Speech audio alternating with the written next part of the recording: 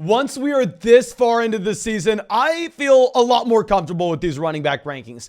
I'm willing to go out on a limb. I'm willing to look like an idiot. I'm willing to maybe move a player up dramatically because of their individual matchup. But before we get into these RB rankings, make sure you go down there, drop a like on this video, subscribe to the channel if you play fantasy football, and if you want to check out any of these player props this week, you can find the link down there in the comment section where when you sign up for Underdog Fantasy with promo code FLOCK, they're going to match your first deposit dollar for dollar up to $100, and you are going to get a free Patrick Mahomes bet this week only for people who use promo code FLOCK. Work my butt off to get y'all that. Super excited about it. Deposit $10. Immediately have 20 in your account. Go bet the more than one passing yard for Patrick Mahomes this week. But I think that should be it. Let's go through. Let's dive into these RB rankings. Let's start it off. Numero uno, Josh Jacobs.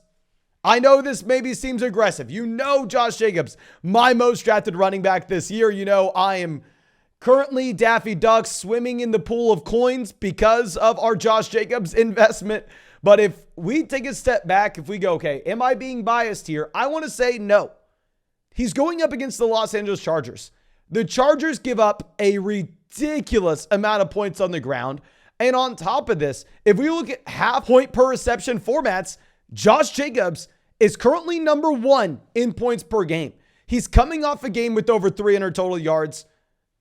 Maybe I'm biased. Usually I'm moving Jacobs down where I usually want to because I know I'm very biased, but hell, I can't move him down any lower than one this week.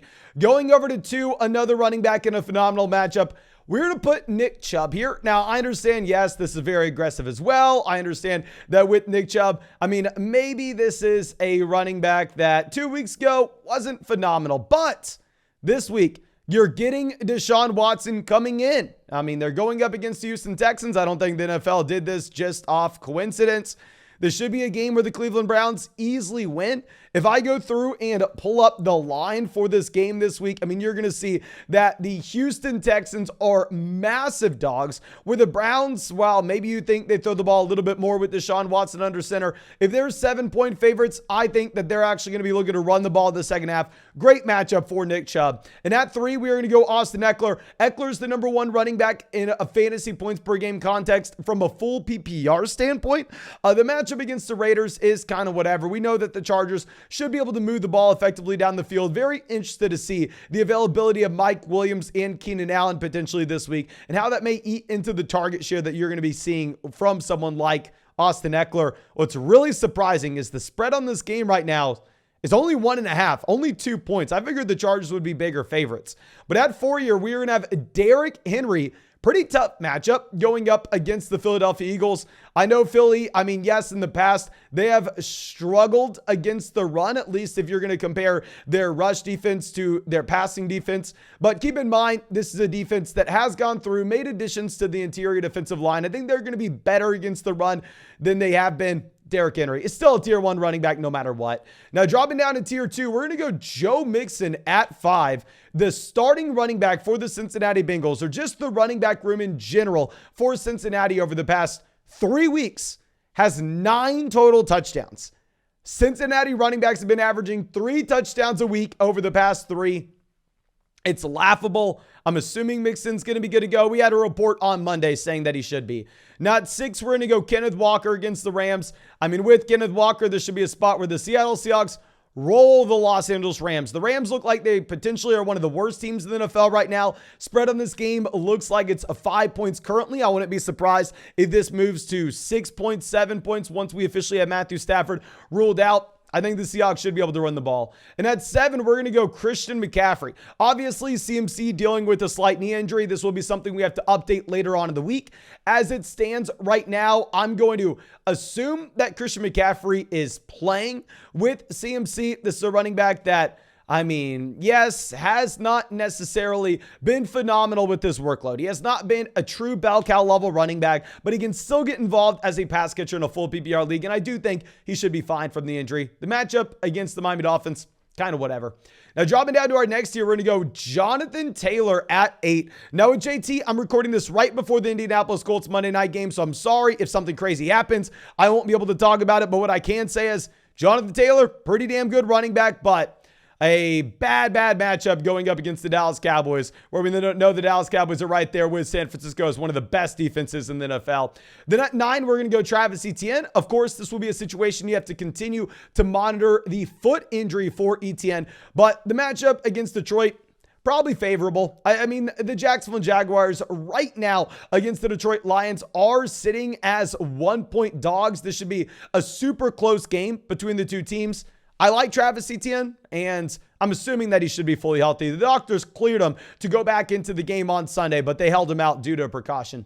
Now at 10, we're going to go Ramondre Stevenson Thursday night going up against the Buffalo Bills. I think we can lock and load Ramondre Stevenson as a top 10 running back rest of season. I was somewhat concerned about what the role was going to be with Damien Harris coming back in, but it doesn't matter. Ramondre looks like he's just the leading receiver for the New England Patriots from now on, and clearly Damien Harris has no usage as a pass catcher. Now going over to our next guy, Aaron Jones at 11 going up against the Chicago Bears. Great matchup for Aaron Jones, a running back that, I mean, obviously the Packers have to rely on as that passing down RB out of the backfield. I wonder if the target share maybe gets eaten into a bit here, just if you have Romeo Doubs, Christian Watson, Allen Lazard, Randall Cobb firing at all cylinders. So I'm interested to see the Packers offense this week. And then going to 12, we are going to go Dalvin Cook against the Jets. I think the Jets have proven they have one of the better defenses in the NFL. With Dalvin Cook, I mean, it's very hot and cold with what we're going to be getting from the Kirk Cousins-led Minnesota Vikings. Now, this past week, the Vikings looked phenomenal. They did everything through the air. I still think Dalvin Cook is a top 12 running back, though. Now, going over to 13, we are going to have Saquon Barkley. Now, of course, with Barkley, I mean, he's actually been worse than this as of late. The issue with Barkley is not due to the talent. The issue of Saquon Barkley is strictly the offensive line and the wide receiver core being decimated, and this really hurting the New York Giants.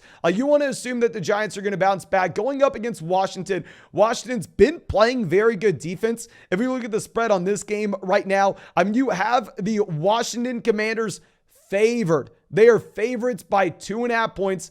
That does make me a little bit concerned about what we are maybe going to see with the ability for the New York Giants to move the ball down the field. But dropping down to our next tier, we're going to go Najee Harris at 14. Like I said, I'm recording this right before the Monday night game, so I apologize if something massive happens here with Najee Harris. I'm going to assume, hell, Jalen Warren injured, Najee Harris being operated as a 3-down bell cow in a bad offense. Someone that has to be in your starting lineup. Great matchup against the Atlanta Falcons. Now at 15, we're going to go Alvin Kamara. I told everybody to start Alvin Kamara this past week against the San Francisco 49ers, and I apologize for it. I still thought Kamara was an elite level running back based on his usage as a pass catcher, even if the matchup was horrendous. I told people to start Alvin Kamara over Rachaad White. That's embarrassing, and I am truly sorry if I gave you that advice. We should have known how good the 49ers defense is. This defense going up against Tampa is pretty tough as well. It's not at the same caliber that you are going to have with the San Francisco 49ers. I think in a full PPR format, you have to start the man. Now going over to 16, we are going to have Tony Pollard. Yes, we're going to have Tony Pollard still ranked ahead of Ezekiel Elliott, despite Ezekiel Elliott outscoring Pollard this past week. But we're going to have Zeke right behind him. This is how we've had the two running backs for quite some time when they're both healthy. That's why we've been saying to sell Tony Pollard if you were fetching a running back one price tag earlier this year. Because while Tony Pollard looks like he should be seeing almost every touch out of this backfield, I mean, hell, Ezekiel Elliott was pretty good this past week. But this coaching staff, regardless, they want to use both backs. They are going to get Zeke that red zone role. Let me know what you think and how you're ranking these two guys rest of season. Let me know how you're ranking them this week. I think that they're going to be mid running back 2, boom, bust options. Now, 18, we are going to go with Rachaad White going up against the New Orleans Saints. Now, of course, we are ranking Rachaad White here with the assumption that Leonard Fournette is going to play. If Leonard Fournette misses, Rachaad White bumps way the hell up to where he's probably the running back 8 on this list, or right around that range. But assuming that Leonard Fournette comes back in, I think maybe this is a situation where I have to worry a bit, where we could see a Tony Pollard type spot where Ezekiel Elliott comes back in, the running back that everybody wrote off, and then all of a sudden he steals, a decent amount of work. Now going over to 19, we're going to have Miles Sanders coming off a massive performance in prime time. I know everybody is going to be super excited about Miles Sanders, as you should be. What I will say, it's very frustrating. You continue to get touchdowns vultured in the red zone. Kenneth Gainwell had another touchdown this past week.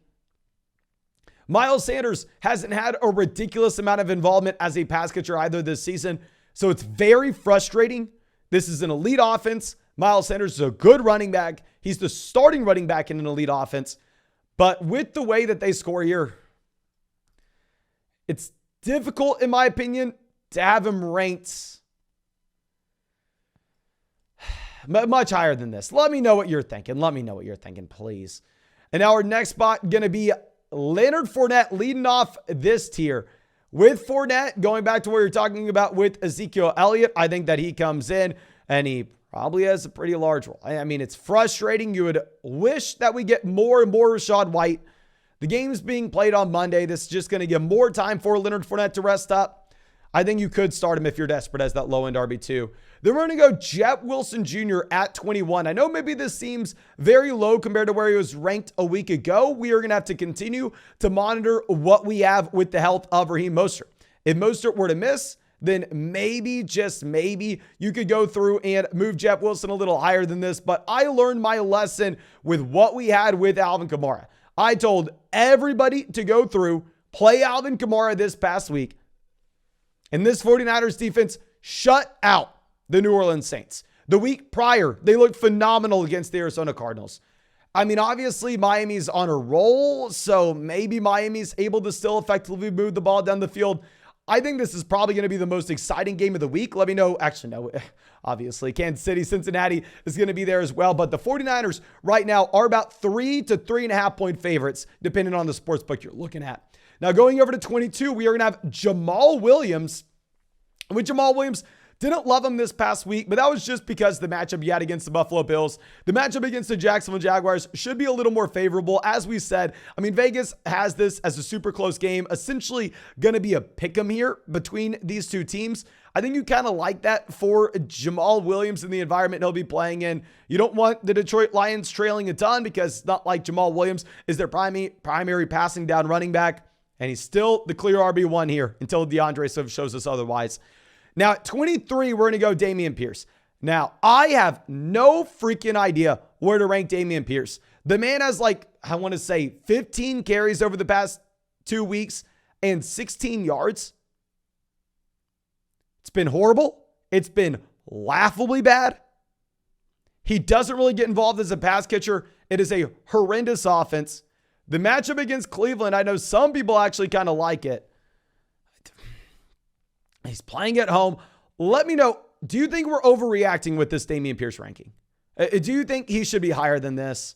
Now, 24, we're going to go David Montgomery because I view David Montgomery and Dameon Pierce as very similar players. They're playing in some of the worst offenses in the entire NFL.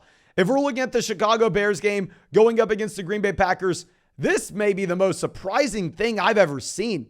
The Packers are only favored by 2.5, 3 points here. If you look at this Chicago Bears offense, how are they going to move the ball down the field? You have the injury to Justin Fields.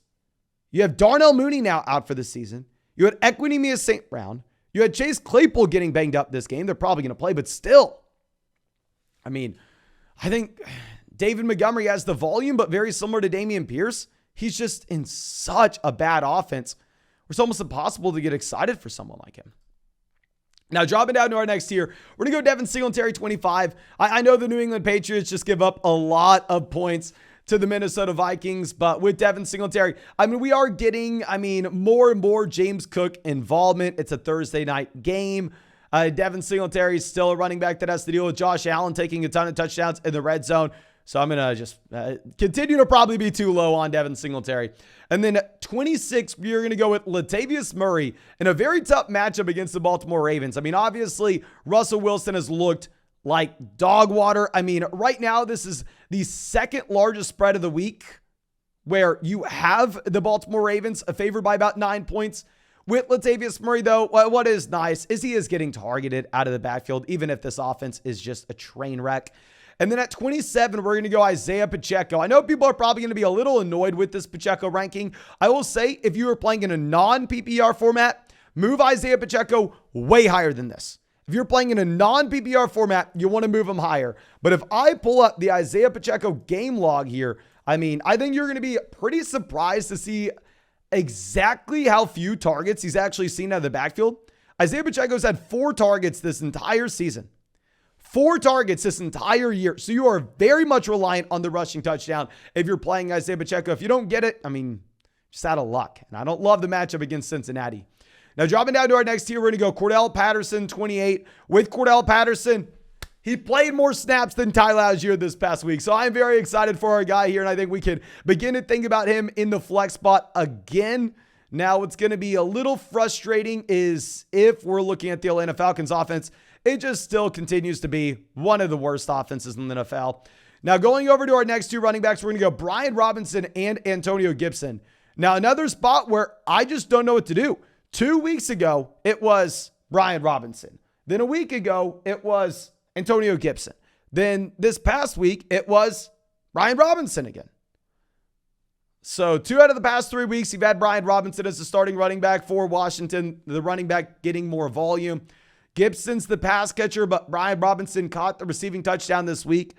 I'm going to rank probably both of these guys a little too low because I think with the natural uncertainty, if we could look to avoid them, I probably would.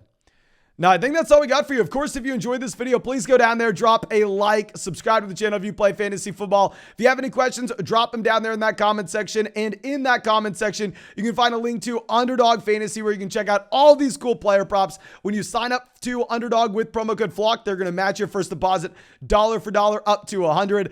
And only with promo code FLOCK, super happy that I'm able to get you all this. You're going to get a free Patrick Mahomes bet for week 13, more than less than half a passing yard. So excited that we were able to get you that. But thank you again. I appreciate you. I hope you have a great day, and I hope we get to see you in the live stream tonight.